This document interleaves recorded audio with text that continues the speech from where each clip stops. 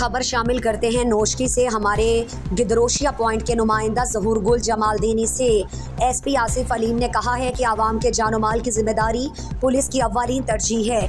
चोरी और राहजनी के वाक़यात नाकाबिले बर्दाश्त हैं। अमन व अमान में खलल डालने वालों के खिलाफ तमाम वसाइल बरूएकार ला रहे हैं। इन ख्यालात का इजहार उन्होंने अपने ऑफिस में अमन व अमान से मुतालिक मुनक्किदा इजलास के शुरका से बातचीत में किया।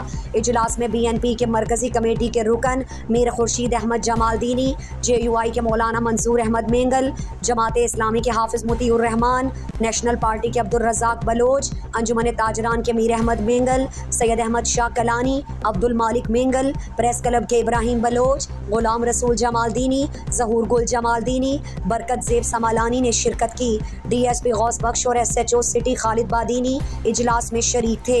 सियासी जमात और सिविल सोसाइटी के नुमाइंदगान ने नोशकी शहर में बढ़ती हुई चोरी, डकैती और राहजनी के वाक़यात पर आवाम की तशवीश से SP को आगाह किया। इजलास में नोशकी के कोटा की चीनी स्मगलिंग से मुतालिक निशानदही की गई। SP आसिफ अलीम ने शुरका को बताया, नोशकी आबादी और रकबे के लिहाज से बहुत छोटा शहर है, जहाँ बआसानी अमन व अमान कायम करके जराइम पेशा अफराद को काबू किया जा सकता है, लेकिन उसके लिए तमाम स्टेक होल्डर्स का एक पेज पर होना लाजमी है। उन्होंने कहा कि आवाम के जानो माल की हिफाजत और अमन व अमान बरकरार रखना पुलिस की अव्वलीन जिम्मेदारी है।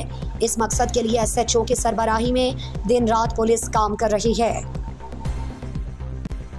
मज़ीद दिलचस्प मालूमात और खबरों से आगाह होने के लिए Gedrosia point Facebook page, Instagram, Twitter को फॉलो और YouTube चैनल को सब्सक्राइब करें।